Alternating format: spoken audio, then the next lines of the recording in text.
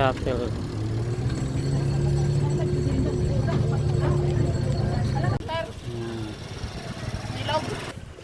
Share muna. Ulam na yata. Hi! Yan, nakasakay na. Sa shuttle bus na. Yan. Mga fish dito. Ang laki.